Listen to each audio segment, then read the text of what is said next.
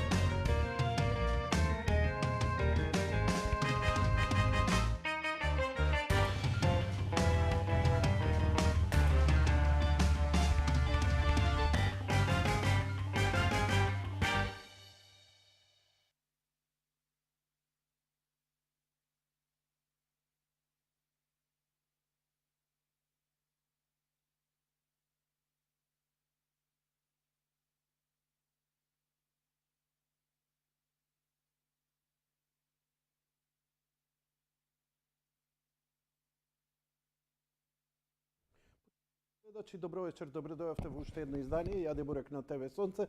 Гостин вечерва во студиото е Христијан Мицковски, лидер на ВМРО ДПМН. Господин Мицковски, добро вечер, добре дојавте. Добро вечер и поздрав до вашите гледачи. Благодарам. Од нивно име, секако. Сега ми текна на почет. Имавте денеска средба со британскиот амбасадор во Македонија. Вчера беше. Како збори македонски? Како Не, на англиски на англиски зборувавме, да. Пошто се фалеше он дека завршил курс, зборел колку и така. Така? Да. Па може би да. И добро е тоа, ако е така е добро. Добро е да го разбере македонскиот јазик. Уште подобро ако го говори. Како ви делува човеков? Протоколарна беше средбата. Тој е нов амбасадор во Македонија, на Обединетото кралство. И разговаравме за теми кои што се актуелни во Македонија. Не треба да го потцениме фактот дека во Македонија има една исклучително голема британска инвестиција, тоа е компанијата Johnson Matthey, која што е најголема во Македонија и годишно прави обрт поголем од 2 милиарди евра. И некаде профитот на таа компанија е околу 90 на 95 милиони евра. И таа игра значајна улога во бруто домашниот производ на Македонија. Имајќи предвид каква финансиска и економска криза започнува во Европа, па и кај нас таа веќе почнува да се чувствува, нели, инфлацијата и слично. Ценам дека таа компанија и државата од која што доаѓа таа компанија е многу значајна и ние како политичари, како македонци, треба да ја поддржиме и треба да направиме се да предизвикаме дополнителен интерес кај таа компанија, да го зголеми, ако е возможно, производството и тие 2 милиарди да ги направиме повеќе од 2 милиарди, 2,5, 3 милиарди, зашто да не и повеќе. Тие 1000, 1100, 1200 вработени да ги направиме 1500, 2000 вработени така натаму. И генерално за тоа зборувавме. Јас кажав мојата визија дека ВМРО ДПМН практично беше иницијатор, владата на ВМРО ДПМН, таа компанија да инвестира во Македонија и како ВМРО ДПМН и јас лично се што е во рамките на законите, уставот, ќе помогнеме и тука да нема никаква дилема да се олесни работењето на компанијата и да се овозможат услови за дополнителни инвестиции на таа компанија во Македонија. Затоа е многу значено Обединетото кралство, затоа е многу значено оваа инвестиција во Македонија, бидејќи е убедливо најголема. Втората е, да речеме, со многу помал обрт од оваа компанија, да речеме 600 милиони, повеќе од 3 пати помал обрт има од оваа компанија. Ова е убедливо со најголем обрт на финансиски средства и една од темите беше и таа. Меѓу редови, што ова значи? Кога велам меѓу редови, што ве прашувам, ги бирате внимателно и зборовите што ги кажувате и тоа е разбирливо. Еден дипломат, еден политичар од висок ранг треба и така да зборува. Но што конкретно тоа значи? У време на криза рековте дали можеме да го зголемиме производството. Вие сте опозиција. Како вие можете да помогнете? Што може нешто да се направи во Македонија да ние си ја подобриме ситуацијата? Пазете, 2008 година имавме светска економска криза, ничим изазвана.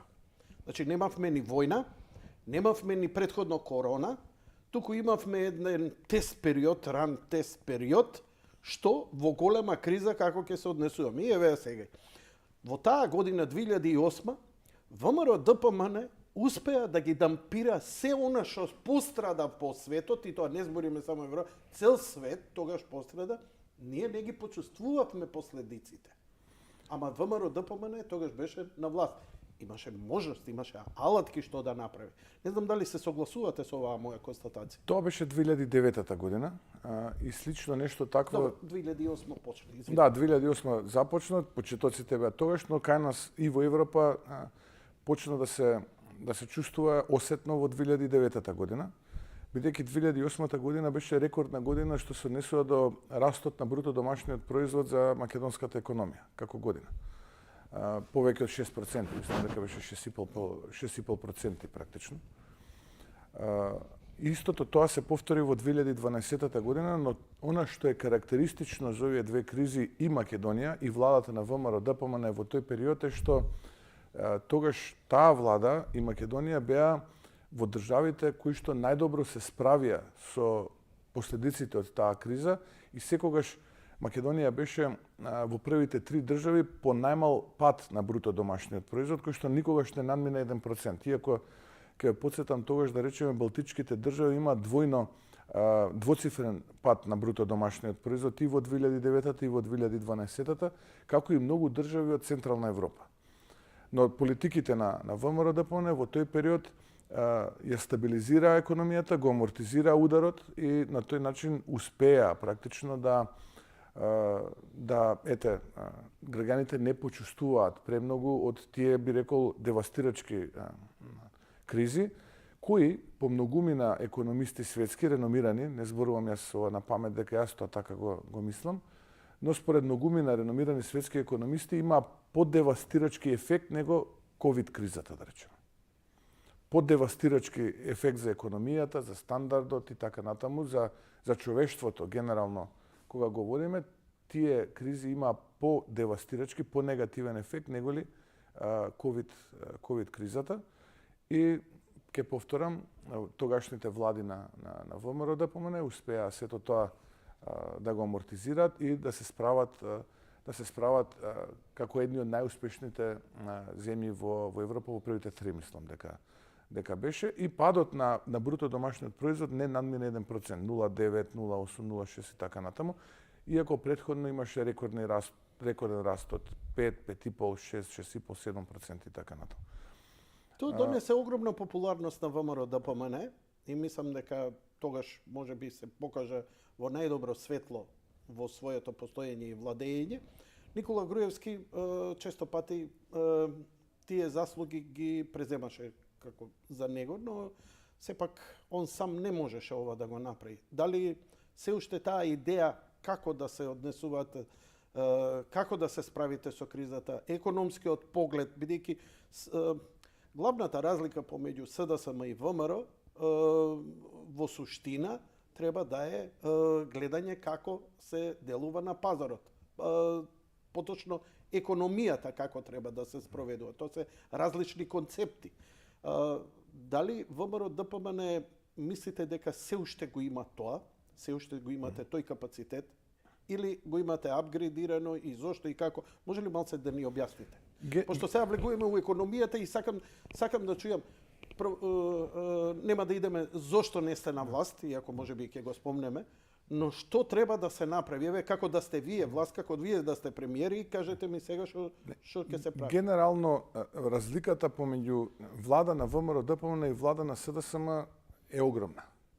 Така беше и во времето на Георгиевски. Таа влада која земете, тогаш имаше сериозен воен конфликт на северната граница. Се сеќавате НАТО интервенцијата во соседна Србија. Па не почувствувавме Кај нас 2001 година се случуваше, па немаше така девастирачки ефекти како што потоа ги имаше за време на владата на СДСМ или пак сега во овие 5 години влада на СДСМ.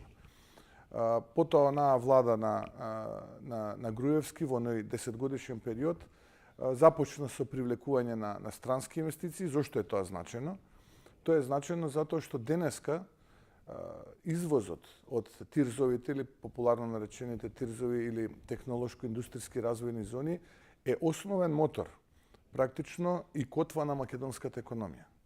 Истовремено, не само мотор, туку и котва затоа што на тоа се потпира македонската економија и полна е устата на владата на СДСМ денеска која што вели имаме рекорден извоз, но исто така имаме и рекорден увоз. Политиката на СДСМ е сосема спротивна.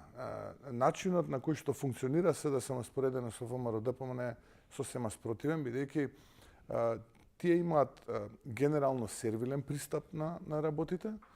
Мислат дека на тој начин со понизност, со умилкување, со коленичење пред авторитети, најчесто меѓународни, ќе можат да го продолжат политичкото траење. Што значи тоа политичко траење според нив? Тие не ја замислуваат политиката начин како достават нешто трајно, визија, стратегија и така натаму, туку сето тоа да го препишат за лична корист, односно привилегија на лично богатење, уживање во удобностите кои што ги нуди власта и така натаму и така натаму. Многу малку размислуваат за развој и тоа се потврдува веќе во неколку наврати. Еве трет пат имаме влада на СДСМ и повторно истото го гледаме. Тие се подготвени буквално пред секого да коленичат, пред секого да молат надвор од Македонија. Само тука кога ќе се вратат, нивната матрица во политиката е крадење, лажење и многу корупција и криминал. Еве, направете една споредба, ќе видите дека ова што го зборувам е буквално така. Дека не зборувам на памет, јас се подготвував малку и пред да дојдам во вашата емисија. Направив една мала споредба во делот на два параметри кои што се многу значајни во економијата. Тоа е јавниот долг, кој што го има државата, и бруто домашниот производ, тоа е колку државата произведува. Тие два параметри се многу значајни за да вие оцените, за да вие пресметате, да видите во која насока се движи државата. Ако го гледате јавниот долг во овој период, во 4 години власт на СДСМ, бидејќи 17-тата не ми е земена во оваа анализа како заедничка година, нели до таму крајот на мај беше техничката влада на Димитриев, па потоа беше Заев од 1 јуни, затоа 2000 и практично и 17-тата ја исклучувам и 2006-та во анализата исклучувам како заедничка година на влада на СДСМ и влада на ВМРО ДПМН. Па така, ако го анализирате сега овој 4-годишен период, 2018, 19, 20 и 21 година, јавниот долг во владата на СДСМ е зголемен за 2 милиарди 348 милиони евра. Или просечно годишно за овие 4 години, јавниот долг е зголемен за 590 милиони евра. Просечно. Тоа се кредити, земање, ние живееме на кредит. Тоа е во тоа. суштина? Сега, во владата на ВМРО ДПМН, во оној период од 7-та до 16-тата, тоа се 10 години период, јавниот долг е зголемен за 2 милиарди 893 милиони евра или просечно годишно 290 милиони евра. Значи, овие 590, а овие 290. Во овие 590 не е земена 2022-та, бидејќи се уште е тековна година, нели? И кризата во Украина што се случува. Значи, земен е периодот кој што е од 18-та, 19-та, 20-та и 21-та, каде што се случи ковид пандемијата, но ќе повторам, според многумина економисти во светски рамки, ковид пандемијата и кризата од ковид пандемијата финансиска е многу послаба од оние кризи кои што вие ги споменавте 9-та и 12-та година. Да, тие беа системски кризи, каде што Сериозни финансиски сериозни, кризи. каде што обично во такви кризи, кои ќе така големи кризи, кога доаѓаат, западната економија не интервенира. Се не замислете интервенира, само... Она дозволува и вика на тој начин се прочистува системот.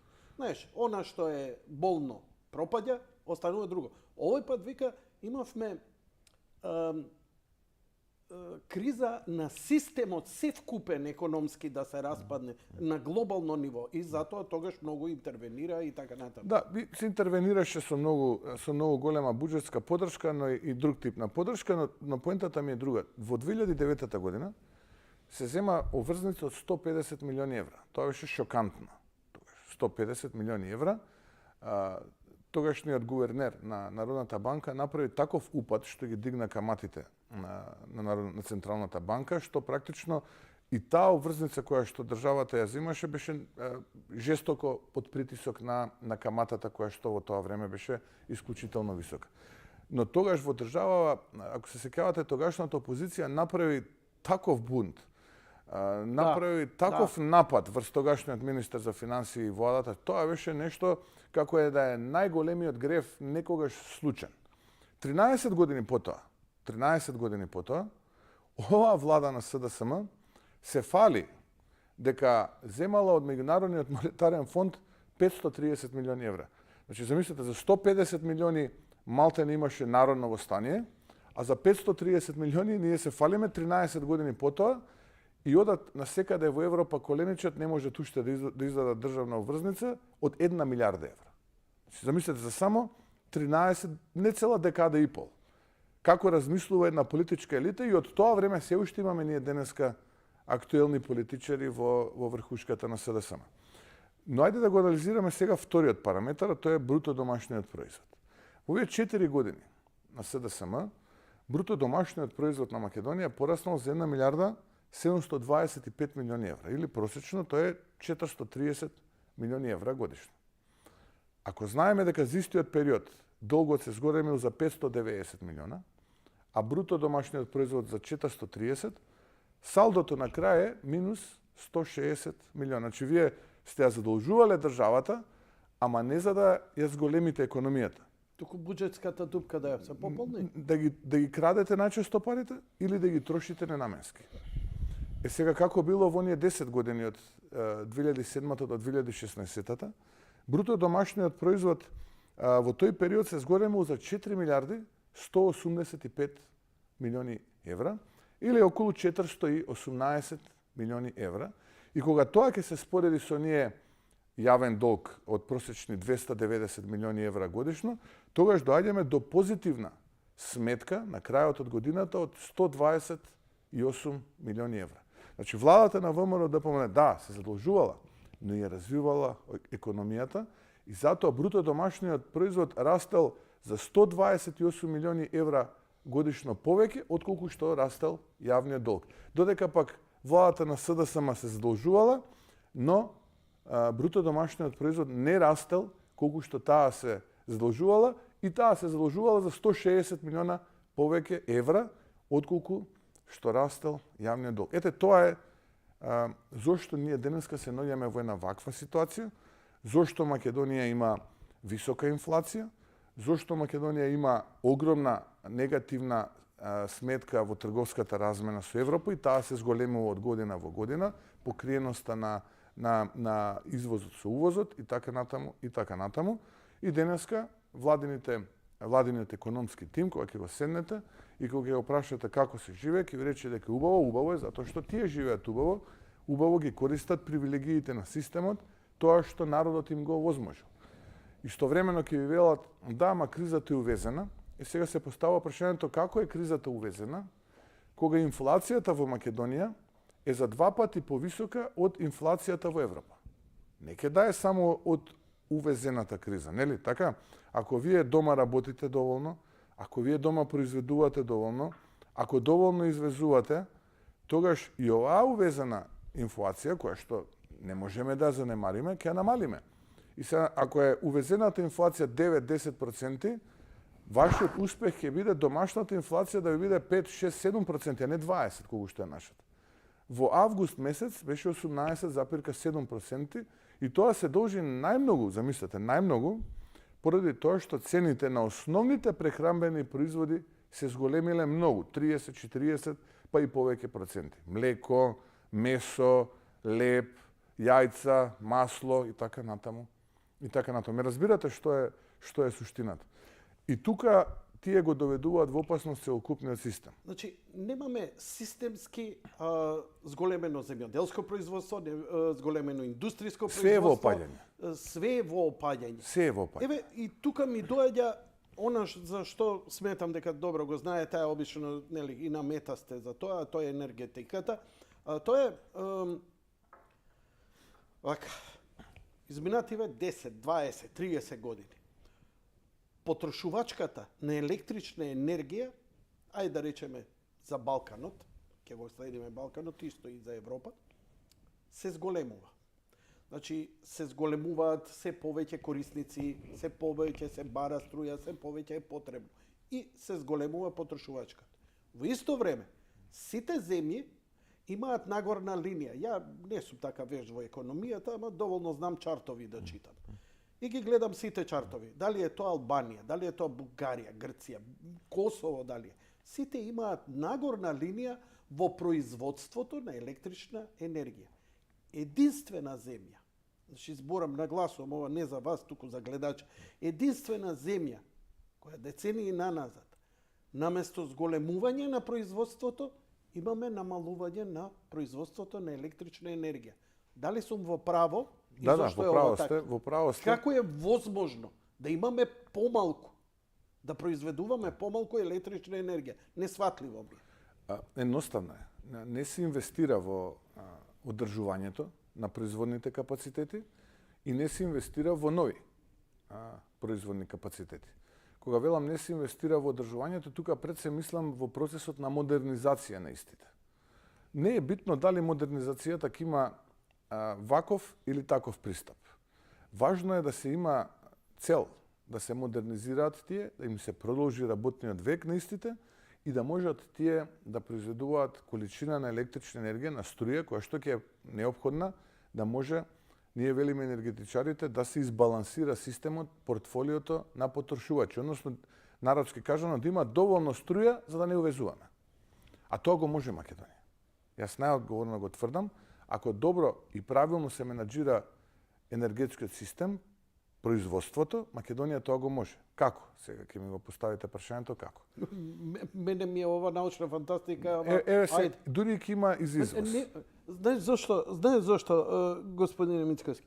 Ние ништо немаме изградено. Брана немаме изградено, нова електрана или термоелектрана и така натаму, освен и пак тоа ВМРО го направи во Богданци ветерниците. Ја не поставивме ние фотоволтаици, немаме гасовот на парното, тето го имаме. Системот не смее да дозволиме ние да се темели на фотоволтаици. Тоа е најголемата грешка кај нас. Зошто? Затоа што луѓево кои што се одговорни политичари во претходнава влада, одговорни во наводници, енергетиката ја смета како помодарство, а не како суштина. Тоа е најголемиот проблем. Јас се сеќавам на една изјава на Зоран Заев која се врати од посета на држава во која што премиер е од неговата сестринска партија, Европските социјалисти и демократи, и тој рече Македонија може да се снабдува со електрична енергија само од сонце, што е или тој што му го кажал тоа го излажал, бидејќи е тотално елементарно непознавање, и како второ на тој начин човекот треба да одговара за доведување на државата во подредена положба, затоа што го загрозува енергетското снабдување на државата. И тоа е најголемиот проблем. И нормално е кога премиерот на една држава, тоа ви го кажува, вие ако сте од другата страна на екранот, сте во бизнис или граѓанин обичен, ќе се речете, значи државата ќе стимулира таков начин на производство на струја и вие ќе се обидете парите кои што ги имате, со кои што располагате, да ги инвестирате во тоа, за да приходувате понатаму, нели? Но тоа е погрешно. Ние мора да имаме производни капацитети кои што произведуваат базна енергија. Хидроцентрала. Што значи базната енергија? Во денот, кривата, ова вие што ги викате, ги читате тие чартови, на потрошувачка варира. Нели, наутро е најмала, луѓето спијат и така натаму, освен оние елементарни уреди во домот кои што работат, друго и воопшто не користите, плюс некои производни капацитети, улично осветлување и така натаму. А потоа се зголемува како почнува денот да се развива и некаде во Македонија најголемата потрошувачка на струја е помеѓу 7 и 9 часот. Тука е отприлика најголемата потрошувачка, па потоа повторно опаѓа. Базна енергија која е? Тоа е онаа енергија која што ни е потребна и при најмалата потрошувачка и при најголемата потрошувачка. Која брзо во системот, а тоа не може да биде фотоволтаик, тоа не може да биде ветровка. Пример, Јанко. Пример. Ако вас во 2 наутро ви се потребни 100 мегавати, минимум, така? А во на 8-20 часот ви се потребни 225. Вие мора да имате базна енергија 100 мегавати целиот ден. А останатото одстапување вие можете да го пополнувате со хидро, со газ, со сонце, со ветар и така натаму. И така натаму. Тоа е таа базна енергија. Без базна енергија нема ништо. Што е кај нас базна енергија? Кај нас е рек Битола. Рек Битола. Рек Битола е базна енергија. Осломе кога работи е базна енергија. Централа која што произведува базна енергија. Затоа што точно се знае колку јаглен треба да се ископа, колку јаглен треба да се изгори во котелот и колку тој јаглен ќе произведе електрична енергија. Ме разбирате? Ние не смееме од тоа да се откажеме. Тоа не смееме ни под разно. Ние за да ја подобриме животната средина, пошто генерално им треба реновирање и модернизација на овие производни капацитети. И тоа уште многу одамна им треба. Им треба, но ние можеме да инвестираме во нивна модернизација. Еве да речеме, Јапонија гради 40 термоелектрани по принципот HELE, односно High Efficiency Low Emission. Значи висока ефикасност, ниско загадување, односно ниска емисија на CO2 и на PM частички. Ние тоа треба да го користиме и тоа е пристапот кој што е иденината за Македонија, да градиме когенеративни постројки, нормално да го диверсифицираме портфолиото. Ние сега имаме само еден влез, тоа е Жидилово, ние да сакаме газ да бараме да купиме од друго место, ние не можеме. Само Жидилово? Да, само Жидилово, од Бугарија можеме да донесеме и тој е под собственост на Газпром. И сега Газпром е тој кој што кажува може за Македонија, не може за Македонија. Значи, Газпром кажа или ни кажуваат европјаниве, види, не може да земете од Газпром. Тоа е веќе друга работа, дали европјаните ни кажуваат, но и да ни кажуваат, тоа што треба да тргнат од себе, бидејќи половина Европска унија се уште купува од Газпром и тоа огромни милиарди количини на газ. Да, ама сум бил присутен кај што викаат, не гледате вие што правите, слушате не што ви кажуваме. Камионџиите не смеат да возат за Русија, камионџиите не смеете руски газ, камионџиите на тој состанок викаат, аба чекај, германските возат за Русија. Не гледате ние што правиме. Буквално, ама господин Мицковски, странецот буквално вака се однесува. Ова се буквални зборови, ова не е парафразирано нешто. Добро, претпоставувам такви соговорници имаат во нашата влада кои што безпоговорно слушаат такви наредби. Јас не сум од тие луѓе, јас ви кажувам како треба да постапуваме. Овие не постапуваат така, но грешката е што ние сме оставиле целиот овој период да имаме само едно место од каде што цела држава зависи. А од каде можеме да имаме? Па ние можеме да направиме уште еден интерконектор, да речеме уште една цевка помеѓу, вака народски кажано, помеѓу Македонија и Бугарија. Уште една цевка помеѓу Македонија и Грција. Па да се приклучиме на друг гасовод од кој што можеме да донесеме, да речеме, газ од, не знам, Азербејџан, да речеме. Од Туркменистан, од Казахстан, не знам, од Катар. Уште пред години имаше тогаш и таа дебата дека гасовод ќе се прави, нели, со оние големи бродови ќе стига во грчко пристаниште и од таму гасовод ние да... сега, ова наша... Ништо не е мрдното во тој Ништо поглед? не е. Ова наша условно кажано, нели, они така се декларираат, како про ЕУ, про НАТО, про не знам каква, во овие 5 години ништо не направи. За тоа, иако има готови проекти, подпишани меморандуми, се. Ништо. Сега сме 6-та година тече, нели, во јуни направија 5 години, од јуни намамо веќе 6-та година тече на ова. Ништо не направија. И не оставија зависни само од еден извор, од Газпром. Само од еден извор. Претходната влада го затвори клириншкиот долг, нели?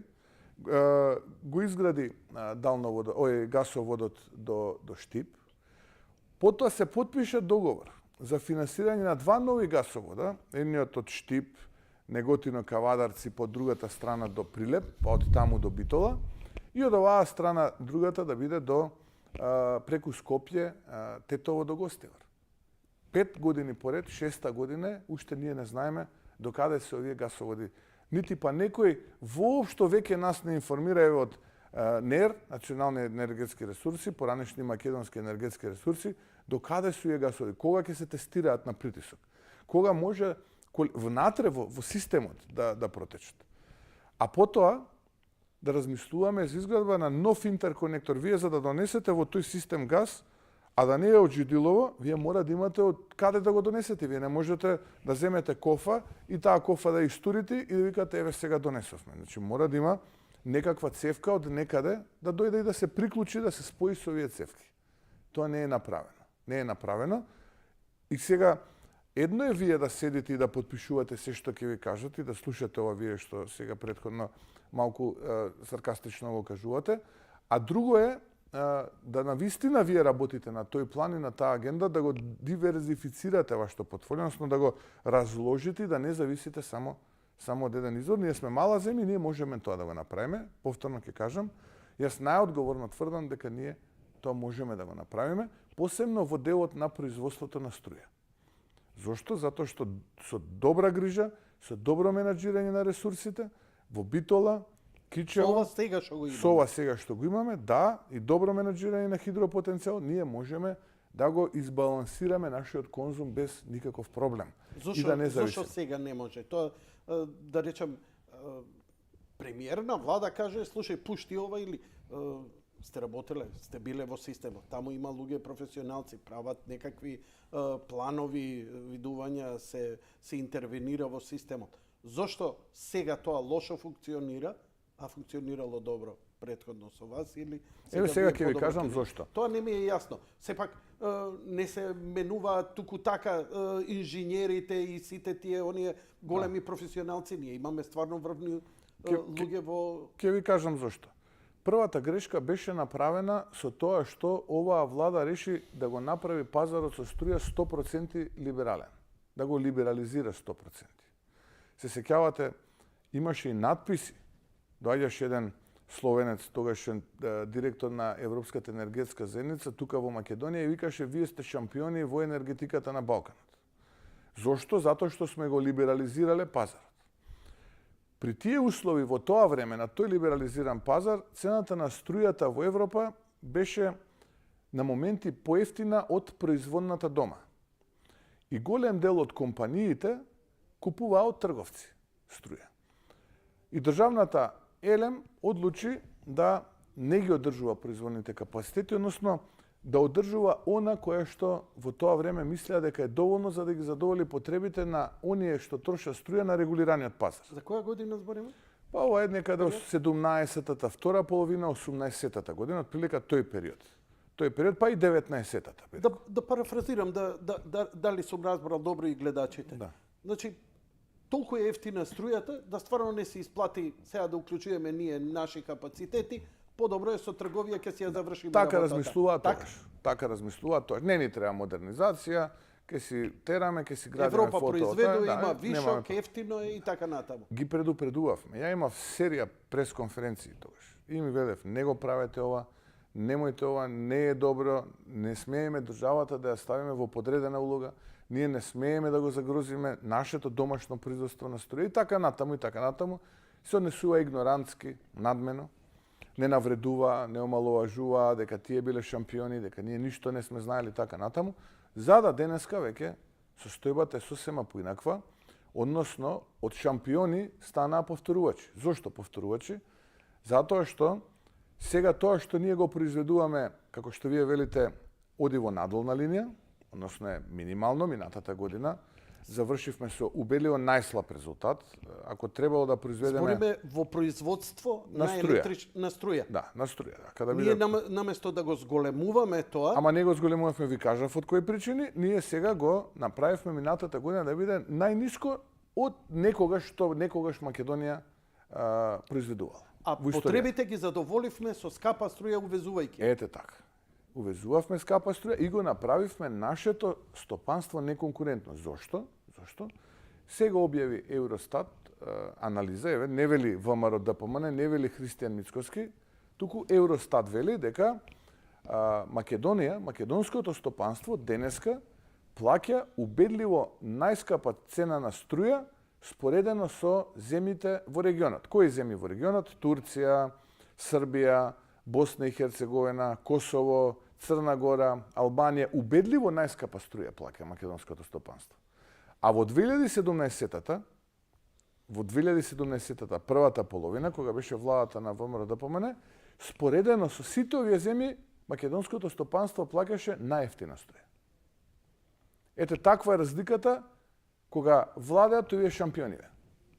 Ама шампиони за крадење, а не за тоа што треба, односно да ја развиваат државата. Потоа ќе ви речат дека тие ја субвенционирале струјата за граѓаните.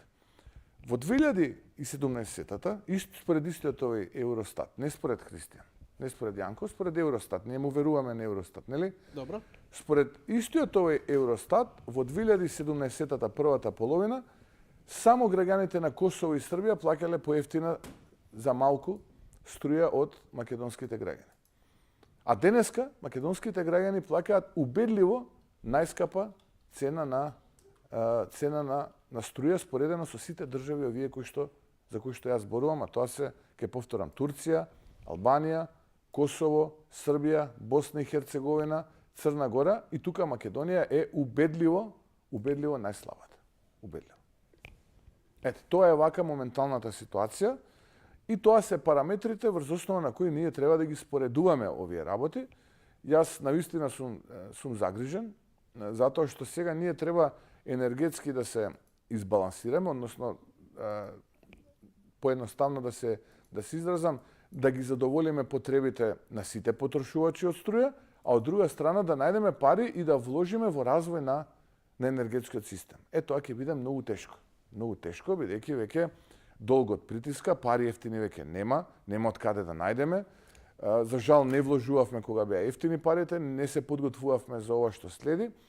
А ако се анализира состојбата во Европа и ако се читаат од таму најавите, тие велат дека следната година, 23-та и зимата 24-та ќе бидат уште потешки од 22-та и зимата 23-та година. Што значи дека ние уште не сме дојдени во состојба да биде лошо. Ќе биде уште полошо од ова кое што ние денеска за жал го живееме. Па добро, најверојатно тогаш ќе ви дозволат да ја преземете власта во Македонија. Која ќе биде најлоша и која ќе веќе нема излез. Најверојатно. Не, ќе идеме за тоа. Во рете, Да. провокативно е, стварно, ќе ве прашам за тоа, зошто уште не сте на власт, но сакам за Чебрен и Галиште да зборам. Тие две хидроцентрали треба да бидат клуч за подигање на општото енергетско ниво на Македонија во производството на електрична Тука се подготвува една огромна плячка сега. Ај кажете ми, затоа што ја веќе имав претходна емисија од друга партија нешто зборија, па сакам да ги споредам вашите. Зошто? Затоа што имаме само една компанија од соседна Грција која што е заинтересирана за Чебрен да го гради. И сега вие ќе го поставите прашање, добро, каде е тука плячката, што не се јавиле и други компании. Но она што е проблематично е што државата го дава како подарок Тиквеш.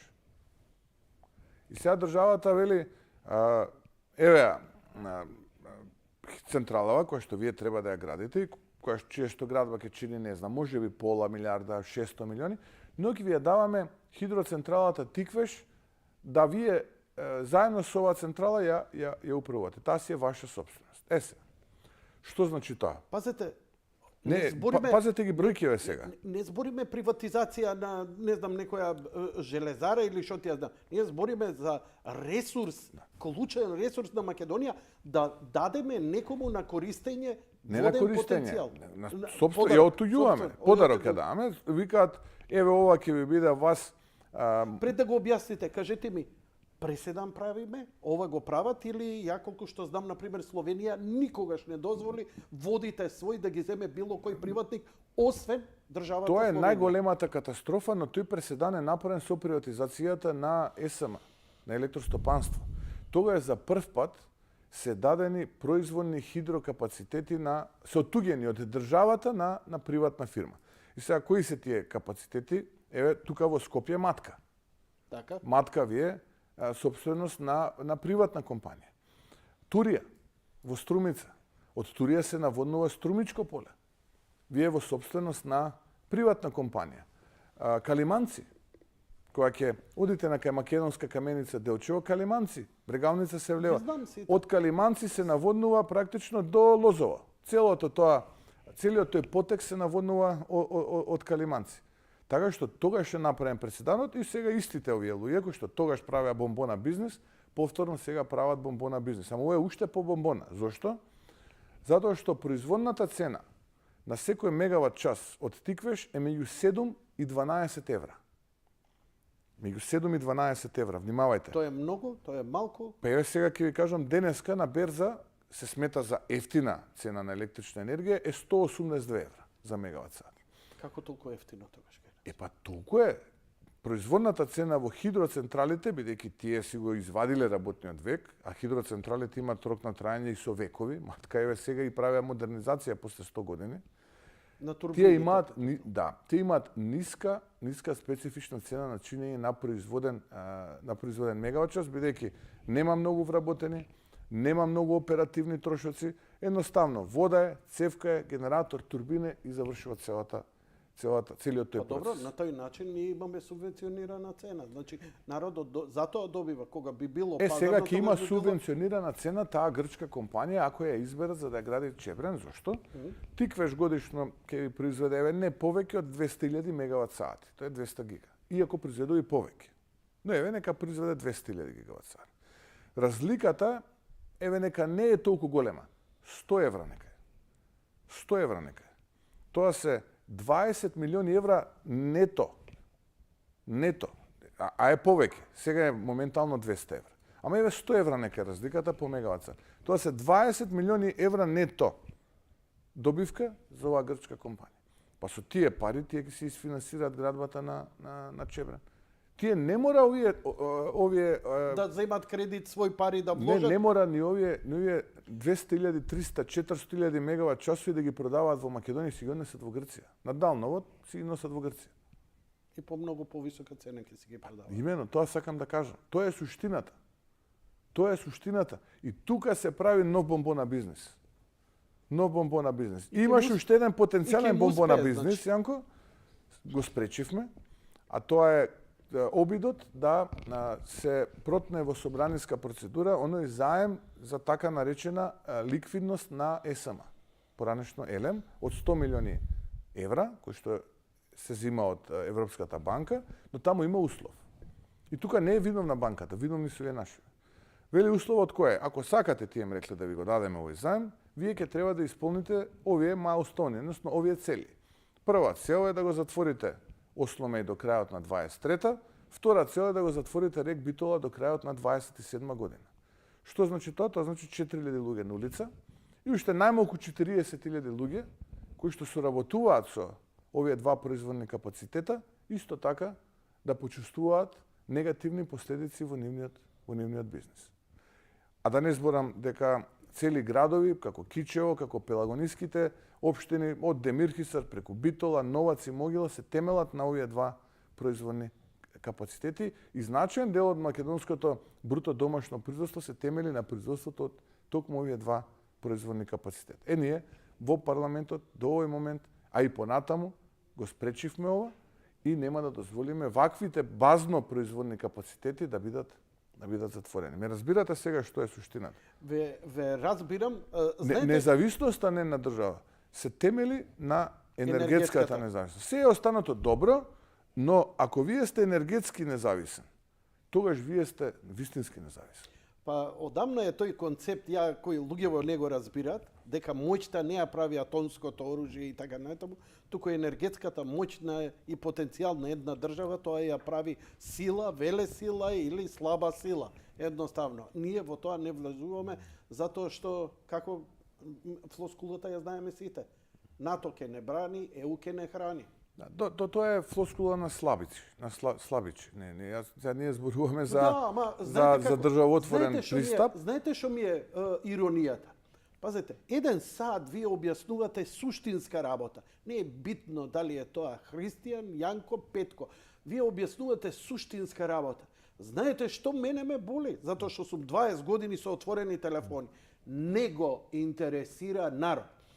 Вашето членство и членството на СДСМ ги интересира кој ќе дојде на власт да се вработи, а овие суштински работи, кои ги зборите, вие ги имате сигурно само 5 души кои ги разбираат, и затоа нема, како да нема една сила. Мислам, пазете, ова е скандалозно, ова е невидено.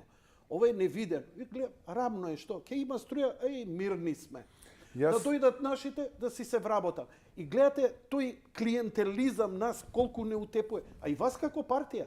Наместо да знаеме каде ни е проблемот, да сме фокусирани на ова.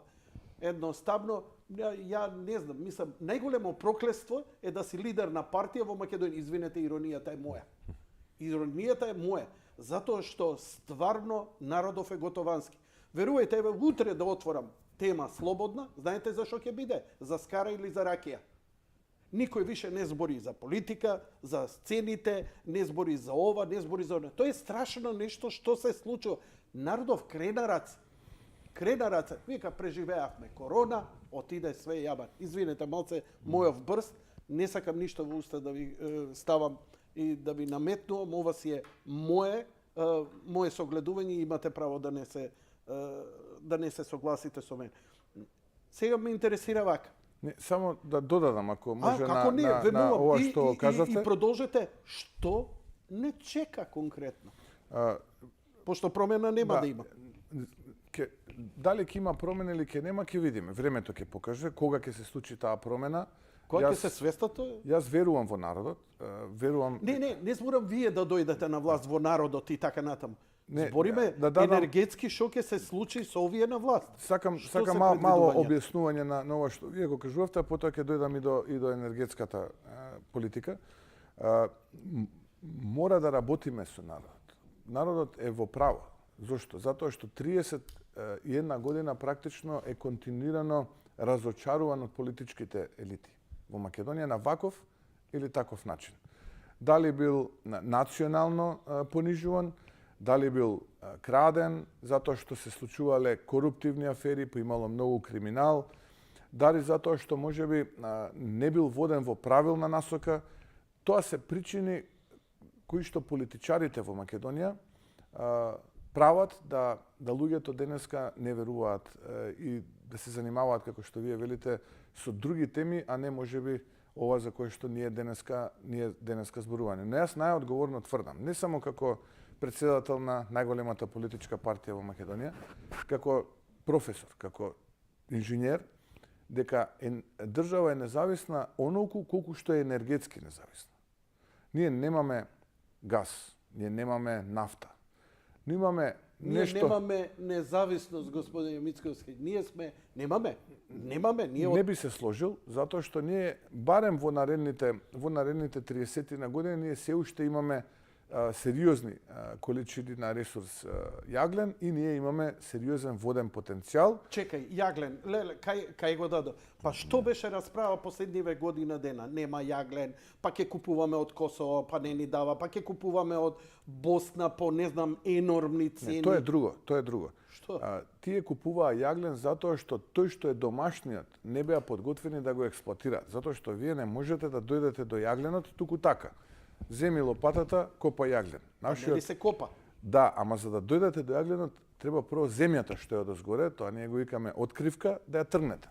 Добро да, па ќе ја тргнете, па врз таа земја после сега тука доаѓаме до клучниот проблем. Тие што ја тргаат таа земја, користат машини, тоа се најчесто приватни компании кои што ги ангажира поранешно ЕЛЕМ, денешно ЕСМ, и ако ги видите фактурите, се малце ќе бидам ироничен, ќе забележите дека денот кај тие машини трае по 36 часа, а годината трае по 450-500 дена.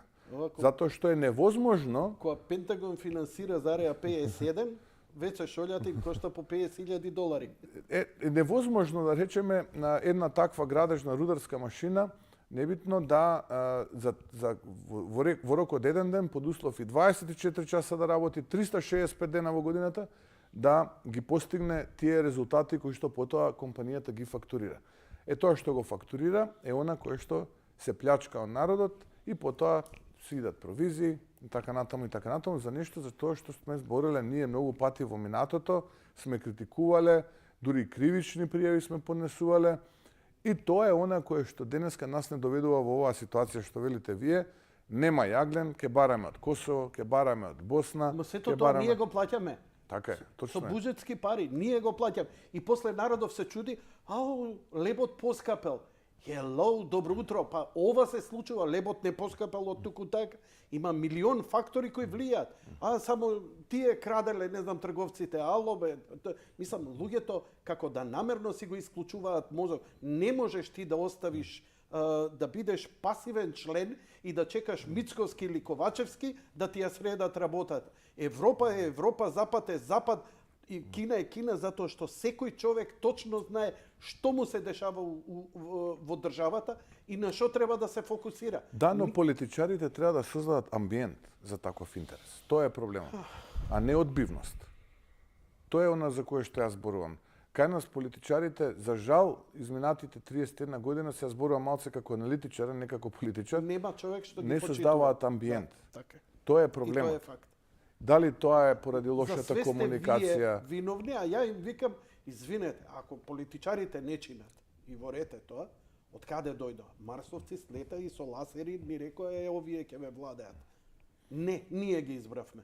Значи, они се слика и прилика на тоа какви сме ние, народот. Тоа е огледалото. Не доаѓа од горе, доаѓа од доле. Ама ова е веќе филозофска дебата. И сега кажете ми, што не очекува? Што не очекува? Не очекуваат. Значи, во овој момент ние имаме енормно поскапување на цените. Гледам дека по статистика е нешто инфлацијата колку таму 2 Не, ближиме до 20%, не е 2-3. Пардон, 20%. Ближиме до 20%. А реално кога ќе отидеш во маркет, гледаш дека цените се отидени преку 100%. Токму тоа зборував дека И сега- основните прехранбени производи се главните генератори на таа инфлација кај нас, статистички гледано. Поскапени се производите и по 30-40% и тоа основните, лебот, млекото, брашното, зејтинот, основните прехранбени производи се по 3-40 и повеќе проценти поскапени. Тие се практично главниот генератор на толкавата инфлација. Не дека таа е увезена, како што некој се обидуваше да не каже. Како може во еврозоната да е 9-10%, а кај нас двојно поголема ако е увезена? Него вие сте во право, точно. Оние основни артикли за кои што ние зборуваме, цената е 3-40 па и повеќе проценти зголема. Може би кај облеката и обувките нема толкава инфлација, односно цените стануваат горе-доле исти, ама народот веќе не е куповно моќен за да купува. За да ги потроши за лихите на тоа. Сега народот се бори да се прехрани, тоа е се суштинскиот предизвик. Ама ја боцкам за народот да се свести кај му е проблемот, бидејќи колку посвесен народот, каде е проблемот? Свесен е народот. Ке видите на следните предвремени парламентарни избори. Народот е свесен ако збориме во политичка смисла. Знаете колку пати овдека зборевме. Ќе дојде. Не успевате да предизвикате предвремени избори. Таква е ситуацијата. Ќе се бориме. Има пред година дена онаа шарада што ја имавте со албанскиот коалиционен партнер, што жена му се јавила дека гледала во Европа, дека ќе не примат готово датумот, па еве сега тој истиот што го киднапира, Николовски викаше дека е киднапиран. И он тврдеше убеден тука, еве го сега преминува во знаете Дуи, што е, и така натаму и така знаете што е суштината? Суштината е што ние тогаш за прв пат во независна демократска Македонија. Тогаш беше моментот да предизвикате, вака бевте на влакно. ние и за со прв пат- Апасиев и направивте убав фронт. Ама не битно е тоа. Ние имавме 61 подпис на хартија за прв пат. Никогаш Да. претходно немало Да. 61 И тоа подпис на беше хартија. историска шанса. И ние ги имавме, ние како политичка партија, како политичари, веруваме на тоа што го имаме на хартија подпишано. При добра волја, без присила и така натаму и така натаму. И замислете што се случи тогаш. Ева, ајде да се вратиме на тоа, ако одиме од тема енергетика на политика. Вие имате пратеници од власта кои што дента не го бранеа тоа во кое што веруваат, бидејќи беа затварани, а беа затварани затоа што тие овие кои што требаше да ги бранат не им верува ним. Ме разбирате зошто? Во салата имаше 60 пратеника. Каде беа? Еве, интерпелација на влада, односно не интерпелација, велиме распуштање на парламент или интерпелација на влада, еве, од страна на 61 пратеник. Во моментот 60 пратеници се во пратеничките клупи, така? Од другата страна треба да имаме 59, бидејќи едниот е исчезнат во акција. Не знаевме каде си ја бараше душата, главата, срцето и така натаму. Поимаше шпекулации дека бил во премиерската резиденција на Водна. Не знам колку е тоа точно, но имаше и такви шпекулации и информации во јавност. Ево вие 59. Зошто тие не беа во собраниските клупи и зошто тие не ја бранеа владата? Туку беа затварани по канцеларии затоа што тие кои што требаше да бидат одбранети не им веруваа.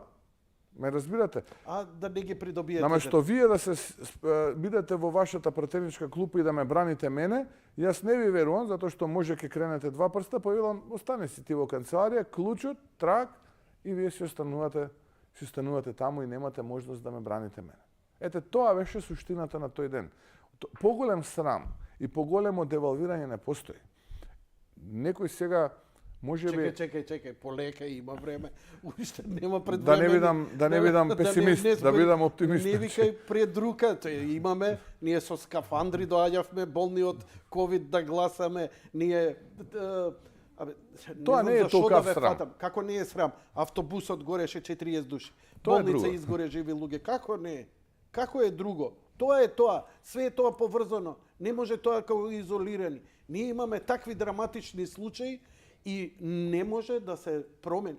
Пазете, за помалку од тоа, значи во Романија изгоре болница со 6 или 7 луѓе, скоро во исто време, целата влада падна за 48 часа.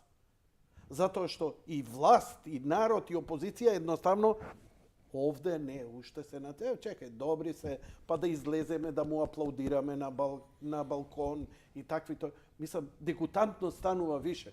Со кого овде, кад мислам, ние збориме? Секоја таква активност која што вие сега кажувате, тие се поблиску до нивното паѓање. Но кога ќе паднат? Како ќе паднат? Стварно не ми е јасно. Еве приватно да те сретнам и ќе ти речам сега. На страна у кафана. Добро бе, Христија, како ќе падне? Како предвремени? Немате. Еве, тој еден го нема. Па дури, не знам, еве, Стефче викаше, ви земале неколку да гласаат за уставните промени. Имаше и такво обвинување, јавно го кажа Стефче Јакимовски, дека обезбедиле од ваша страна. Тој кажува многу работи. Да се задржиме, имаме посериозна тема отколку да ги коментираме работите што тој ги кажува. Која е суштината? Суштината е дека ние, како опозиција, правиме се за да дојдеме до тие предвремени парламентарни избори. И ќе правиме се што можеме, се што е во наша моќ. Дали ќе дојдеме за 1 месец, за 3, за 5, за 6, битно е да правиме се што можеме. Дали е сега време да зборуваме за предвремени парламентарни избори? Јас би рекол секогаш е време. Тоа е целта на опозицијата да се бори да дојде до предвремени парламентарни избори, посебно во овие услови кога огромно мнозинство граѓани мислат дека ова влада е лоша влада и дека треба да се замени, така. Арно, ама треба да собереме 61 во парламентот. Не постои друг начин да се распушти оваа влада освен 61. Дали ќе успееме, не знам. Ако ме прашате приватно, еве јас ќе ви кажам не знам. Добро. Дали ќе работиме и ќе дадеме се од себе? Да, ќе работиме и ќе дадеме се од себе. Но знаете што? А постои ли некаков радикален начин кој мислите дека? Не постои. Радикален, тоа се како да ви кажам, инсталации кои што се обидуваат да радикализираат за да ја продолжат политичката кариера на овие неспособни. Едва и чекаат да се радикализирате. Значи. Токму тоа они сакаат. Тоа е вашата... Тоа е суштината. Во 21. век во Европа земја кандидат не може на радикален начин да постигне демократска цел.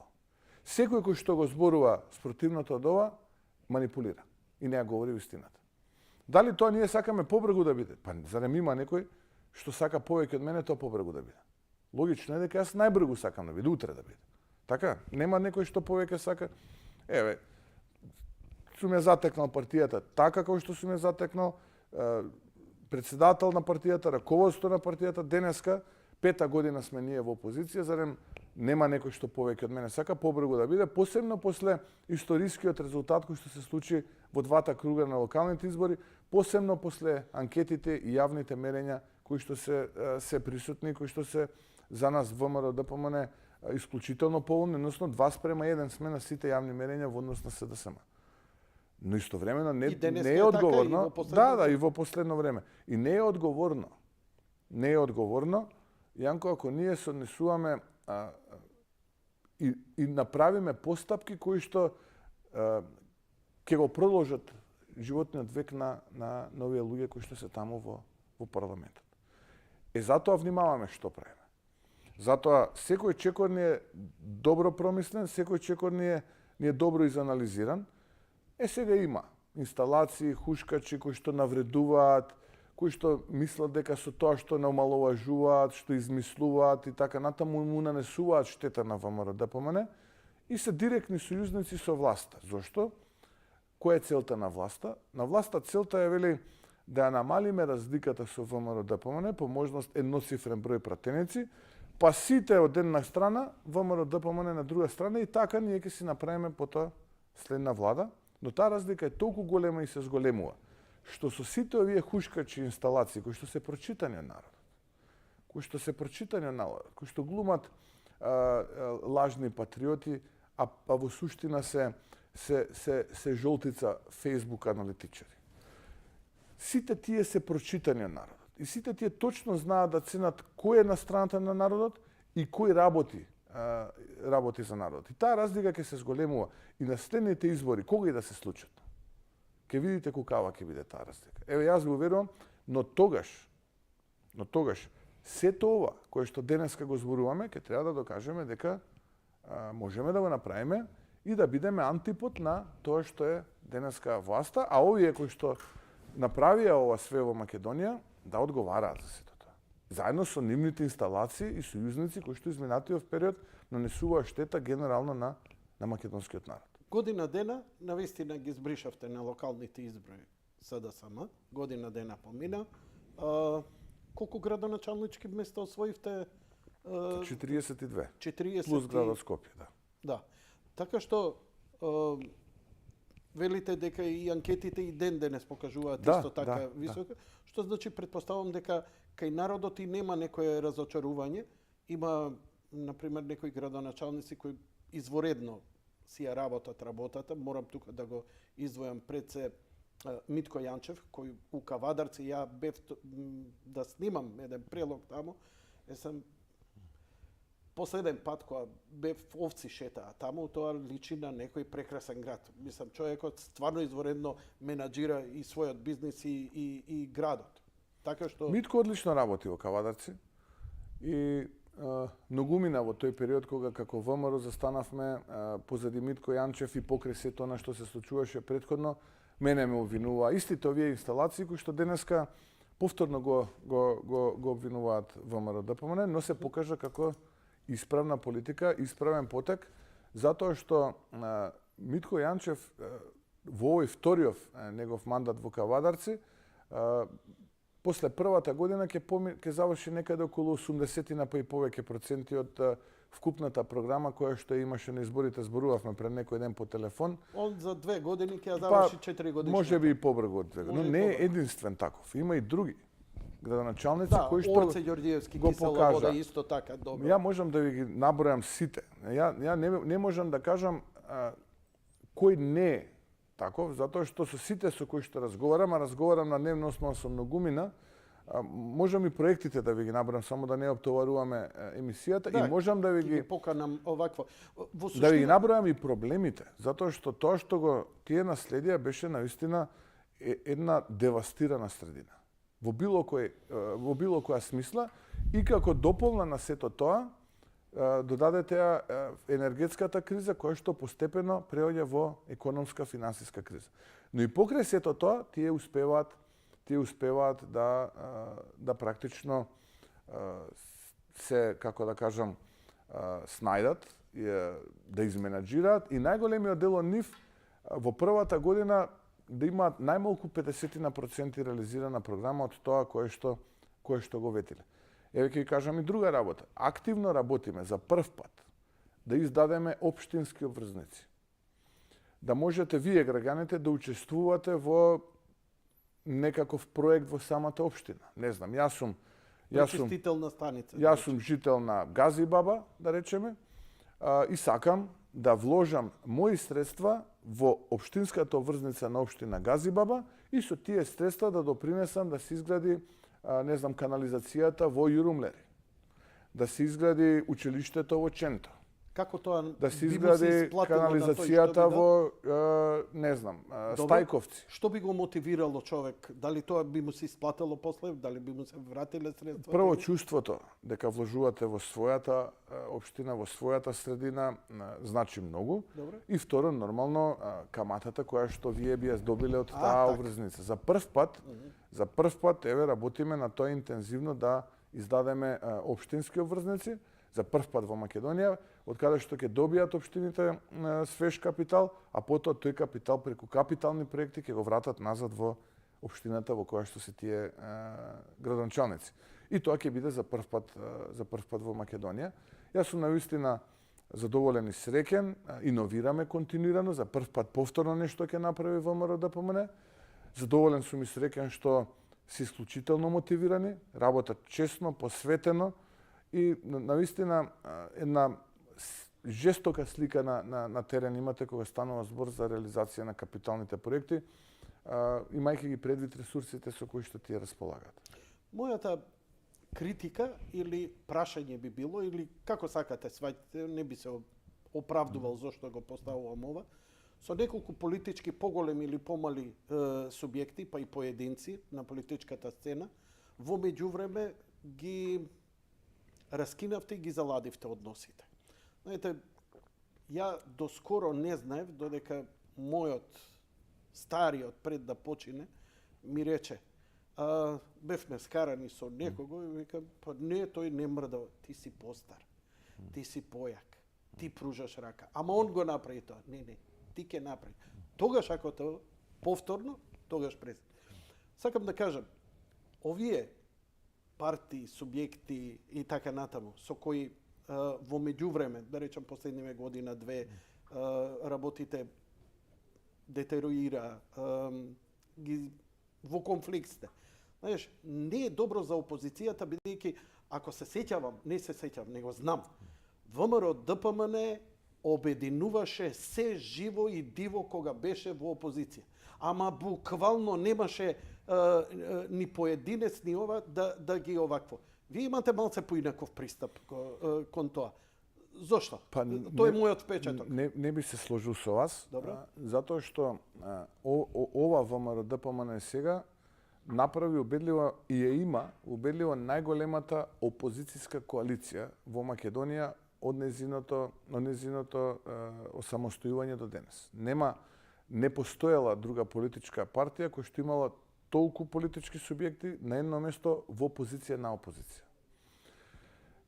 Да, има политички партии или партија или човек повеќе би рекол, кој што излезе од таа коалиција. Во суштина и не знам дали се излезени, дали е излезен од таа коалиција. Формално, иако знам дека на дадени позиции е верен коалиционен партнер на СДСМ, но она кое што јас го гледаме во политиката до моментот на Рубиконот, вие можете, ова што велел вашиот татко, се да менаџирате. Или до границата. Тука веќе се можете и да попуштите И ако некој попуштал, тоа сум бил секогаш јас. И дури некој тоа ми го сметат за слабост. Дека често пати знам да попуштам, да бидам толерантен и така натаму. Но тоа е се до моментот на Рубиконот, додека не се помине. Инако, кога ќе се помине Рубиконот, тогаш веќе имате различни правци. Ја не сакав да направам И тогаш скандалозна имате емисија за многу различни кликови, правци. па да вадам имиња. Да. И джентелменски го кажав, затоа што ми е подобро така. Да, затоа велам, имате Океј, фала ви на тогаш одговорот. различни правци, секој си тера по својот правец, секому му посекувам се најдобро, слободно нека си тера по својот правец, ние ќе си тераме по нашиот. Во животот патиштата не се За знае вас кога. кога е поминат Рубиконот, нема повторна шанса да Не, се седне, не. да се До разговара? моментот на поминување на Рубиконот, да, до кога ќе се помине, нема повеќе кохезија тука. Како да кажам, нема војна, значи, што им објаснил, Русија, Украина. Зеленски и Путин ќе мора да седнат на маса, колку и да се мразат, колку и да Рубикони преминале они, затоа што секоја војна завршува Тоа е така. друго, тоа е друго. Добро. Тоа е сосема нешто Океј, друго. да се вратиме на протестите. Летово имаше доста протести. Рековте, излеговте против францускиот предлог, против тоа што Бугарија го бараше. Имаше една добра инерција во тие протести, обедини доста фактори во земјава и беше убаво за гледање. Зошто прекина? Дали спласна или ја постигнавте целта дека уставни измени нема да има и останувате ли натаму дека се уште никој нема направено преврат во рамките на пратениците на ВМРО ДПМН да придобие, па да гласа за уставните измени за францускиот предлог. Не постои. Пардон, за францускиот предлог. Такво нешто не постои, Јанко. Дека некој може да седне сега и да придобива, не придобива и така на тоа. Овие луѓе, оваа пратеничка група на ВМРО ДПМН и коалицијата не верува дека тоа е вистинскиот пат Македонија да стане членка на Европската унија. Тука не станува збор за инет. Тука не станува збор за некој ретро национализам и слично. Ние едноставно не веруваме дека тоа е вистинскиот пат. И за волја на вистината до сега не сме сретнали од другата страна спротивен аргумент да не убедат. Што е целта? Целта е Македонија да стане земја членка на Европската унија, така? Еве теоретски да збориме.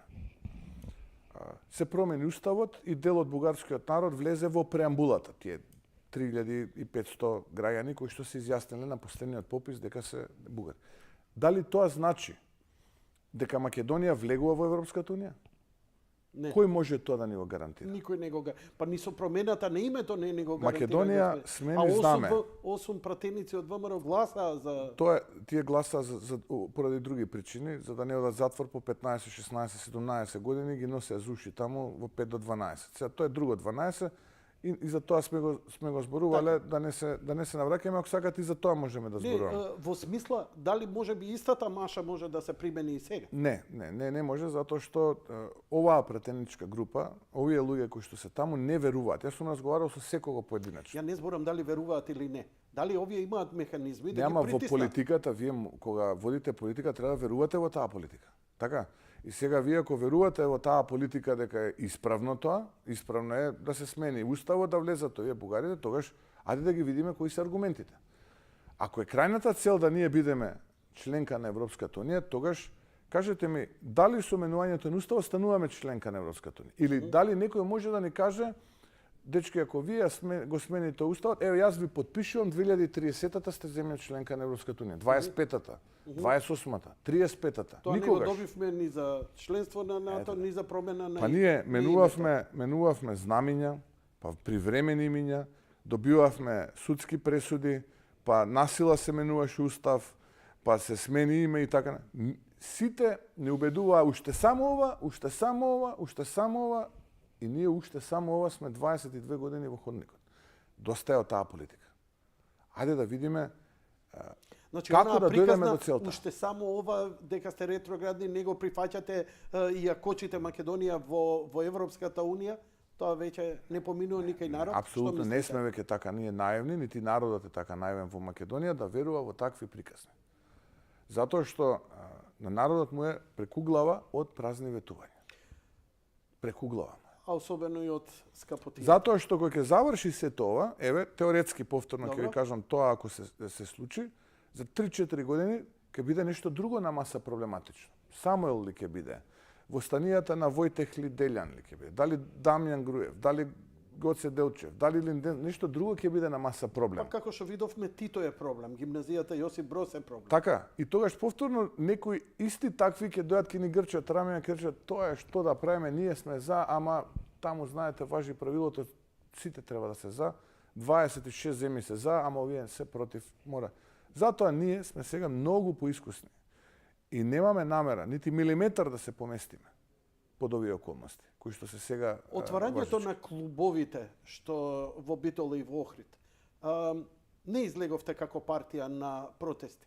Зошто? Сметавте дека е само провокација која треба да ве навлече за некаква негативна политичка меѓународна кампања или да не им се придава значење? Не, имаше, јас повикав на протести во првиот и во вториот случај, Се сега да извинувам, не знам за Да, повикав ја лично на протести во првиот и во вториот случај. Тоа што е провокација, е провокација. Тоа не треба ние да го занемариме и не треба тоа да го игнорираме. За мене е пострашно што еве сега со Јонко Вапцаров, македонскиот клуб во Бугарија не го дозволуваат. Име кое што поврзува, не име кое што разединува. Ме разбирате што сакам да кажам. Сега тие тука промовираат фашисти, како што е клубот Цар Борис III во Охрид. И никој од меѓународната заедница представник во Македонија не излезе со јавна осуда на ваквиот чин. Никој. А од друга страна ни викаат само што ова направете и не се секирате, ние сме тука со вас, тераме до крај. Па чекайте бре луѓе. Вие елементарната провокација, фашиста е, да речеме да е Пео Јаворов, не знам, беше споменуван сега, па еве да речеме, ајде и да го проголтаме тоа. Не знам, Батенберг, па ајде и да го проголтаме. Мане Мачков. Па навистина сега човеков има класична поврзаност со фашистите сега. Никој тоа не го осудува. Значи, од истата таа антифашистичка Европа. Што никој од меѓународна не вика стварно дај што е ова. Јас за тоа зборувам. И сега, кој е тука анти-ЕУ? Не сме ние анти-ЕУ, кои што се бориме против фашистите, кои што сме антифашисти, а про-ЕУ се овие кои што тоа го дозволуваат. И кои што им треба 3 месеци да направат еден закон за невладени здруженија кои што промовираат фашизам и друг тип на навреди, омаловажување и слично.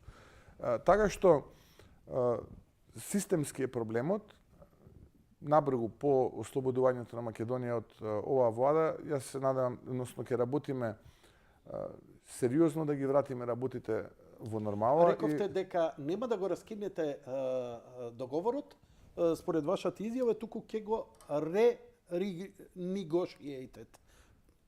Да, подготвени сме, затоа што... Сега, дали е тоа добро повторно тој договор да се или треба да го искинеме тој договор? Не, ние супер ќе го искинеме, што ќе добиеме тоа? Еве, не е проблем. Викате да го репреговараме договорот. Ќе го земеме, ќе го искинеме и што ќе добиеме со тоа? Еве. Наново ќе го преговараме.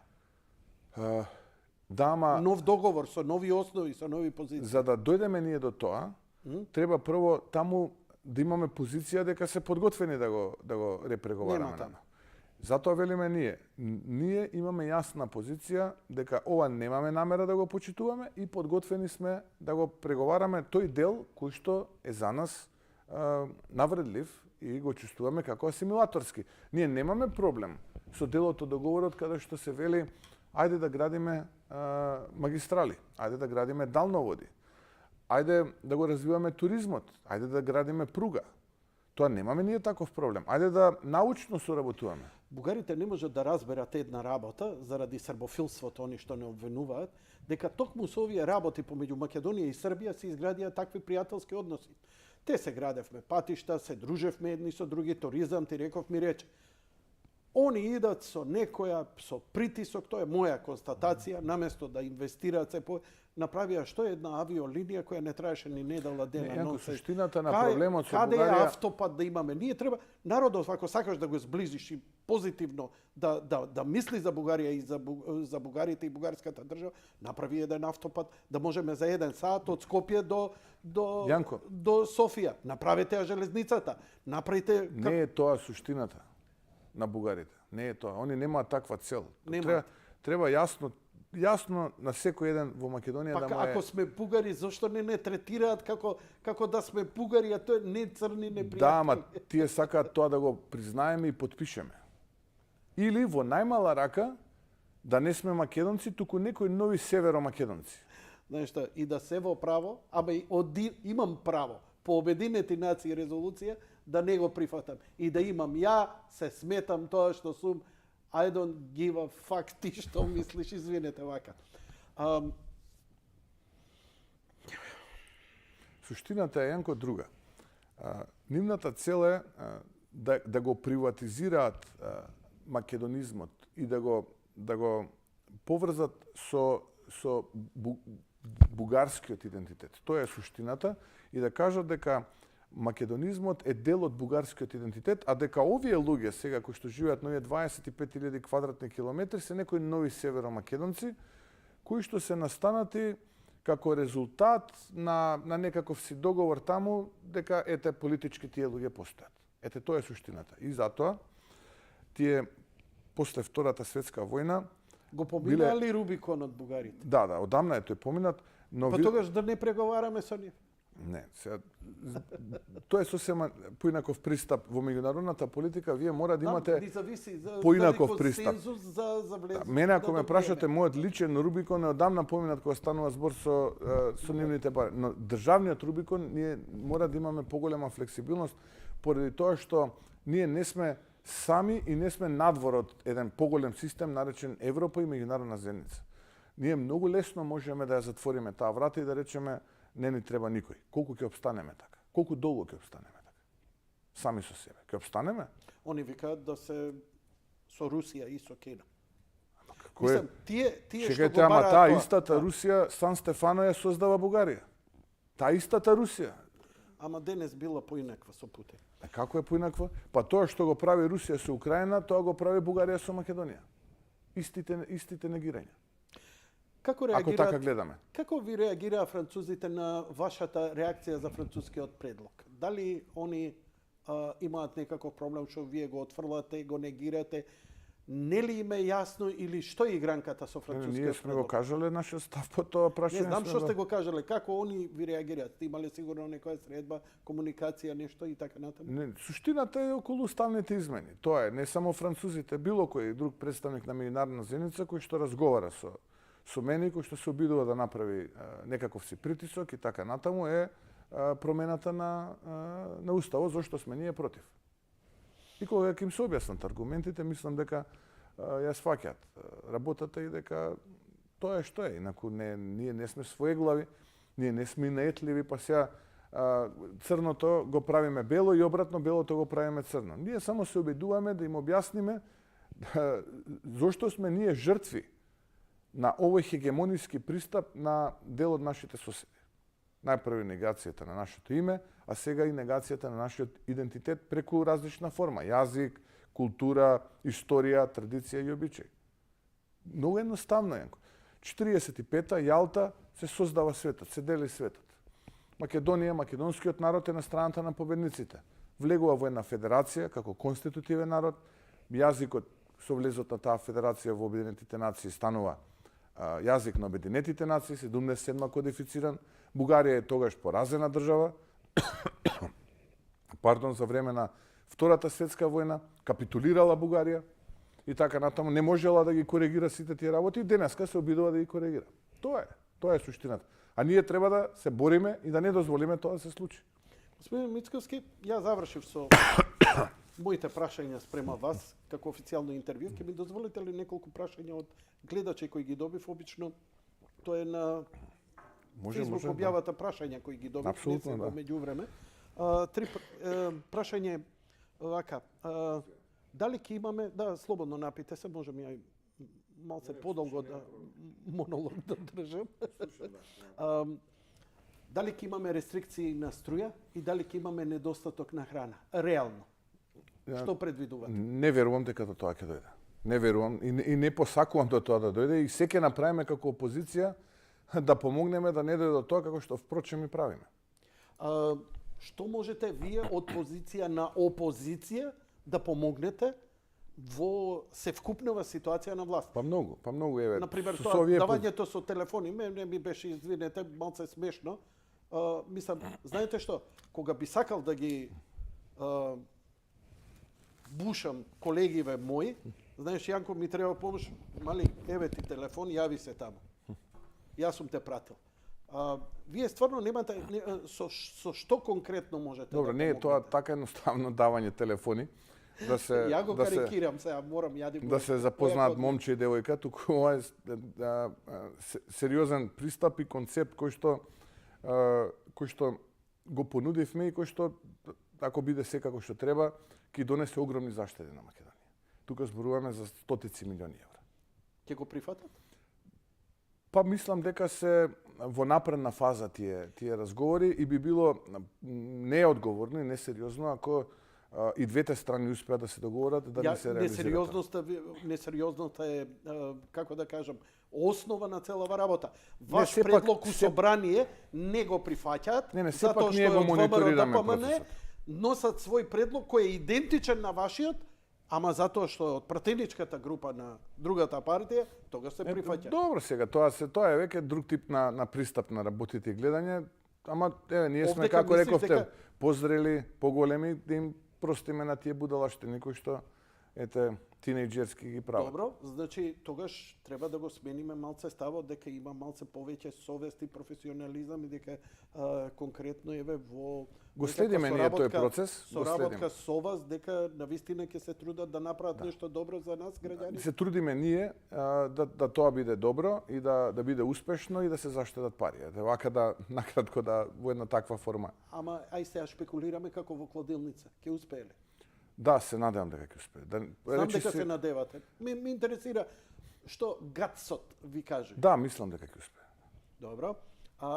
Онда ве прашувам, дали со овие енормни раст на цени, а велат, нели, сега сме прогласени во кризна состојба, па се замрзнати цени, а знаеме дека пазарот замрзнеш ли цени, има недостаток и тогаш царува сивото. Па не знам дали се замрзнати цените. На основните продукти, ја мислам дека се, не знам, Не мислам дека не е баш така работата. Дека па се тогаш ќе преживееме ли? Ќе имаме ли? Тоа е ќе можеме вистинското ли? прашање. Јас мислам дека, не мислам, сигурен сум дека сиромаштијата ќе се зголемува. Таа е сега драматично зголемена. И квалитетот на живот на луѓето опаѓа. Ако порано со 1000 денара многу основни производи можеле да се купат, денеска тој број е ограничен на 2, 3, 4 преку сила. И тоа е основниот проблем, дека луѓето ќе имаат потешкоти во живењето, тоа дефинитивно, тука да немате дилема, ќе има многу граѓани кои што едвај ќе преживуваат и тука тоа е така само поради тоа што владата или нема никакви политики или доцни со политиките за помош со што би се амортизирала оваа најпрво енергетска, сега се повеќе и финансиска криза.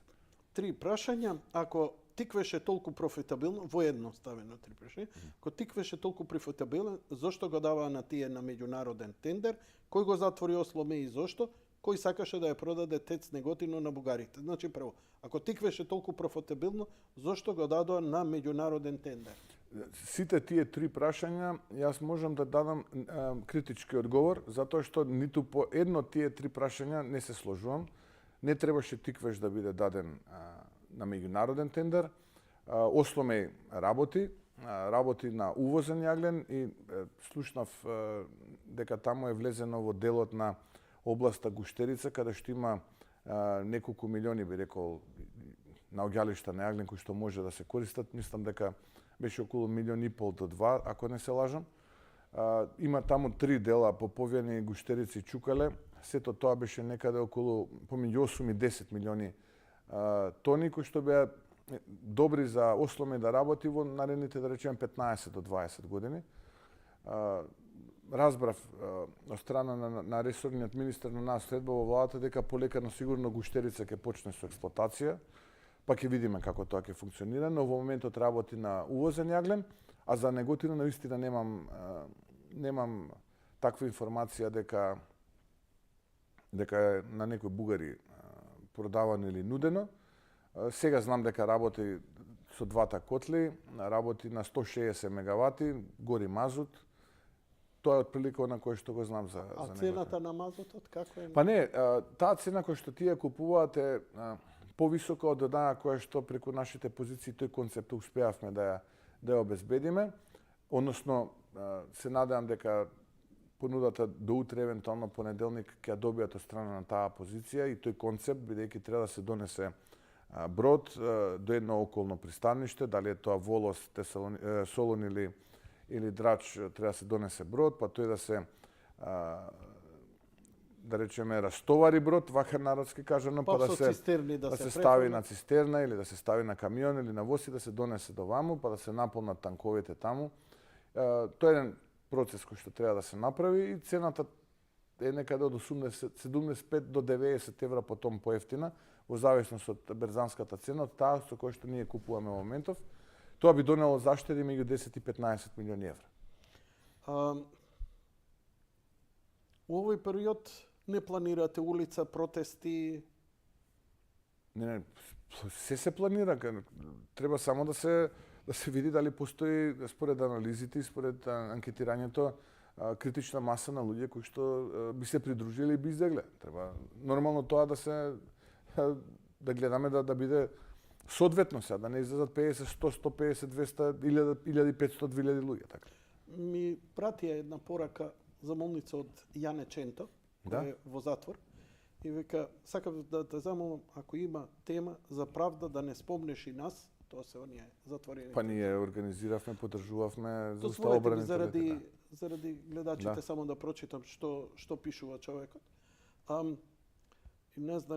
И за нас да прашаш, ние уште веќе почнавме 6-та година, а Врховен суд Абер нема, па да видиме како високопрофилен случај, што ќе каже председателот, малку да ги подсетиме од Врховен што се вика, ако вие во медиумите не спомнете, не заборавија сите.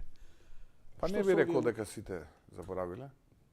Не е тоа као критика до вас, туку мислам дека така една тешка состојба, така го тонот на писмото го почувствува. Луѓето што се за жал таму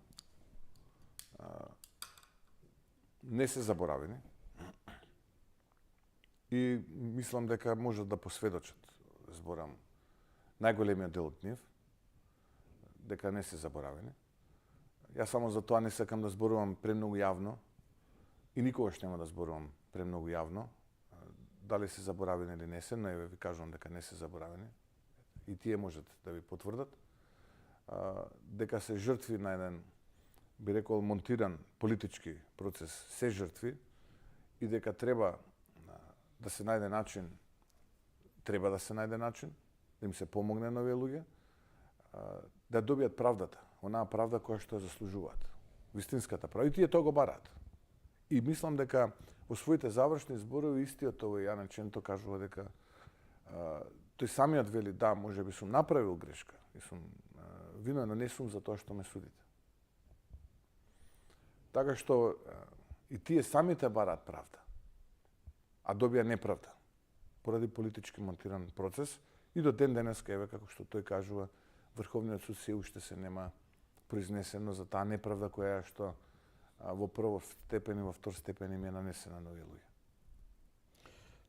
Господин Мицковски, ја ви благодарам за гостувањето, благодарам за опширното излагање. Мојата интенција и беше и да бидеме да излучам и постручно и поопширно во врска со енергетскиот, да не направам сензационалистичко, не ми беше, туку напротив малце посуштинско интервју, не за кликови, туку баш токму за оние работи што не очекуваат и што ќе бидат критични, како што рековте, не толку оваа година, колку што наредните 2 години после што следат дека ќе бидат уште пострашни. Апсолутно стојам на кажаното. Се надевам дека успеавме колку толку да објасниме подетално во делот на тоа што ни се случува во енергетиката, економијата, малку политика. И мислам дека успешно ја завршивме денешната ваша емисија. Да ви се заблагодарам на можноста, да ги поздравам уште еднашка гледачите кои што беа оваа вечер со нас. И се надевам дека ќе имаме и други можности да зборуваме за актуелни, но малце поведри теми. Почитувани гледачи, тоа беше се за вечерва. Благодарам за вашето внимание, лека ноќ и пријатно.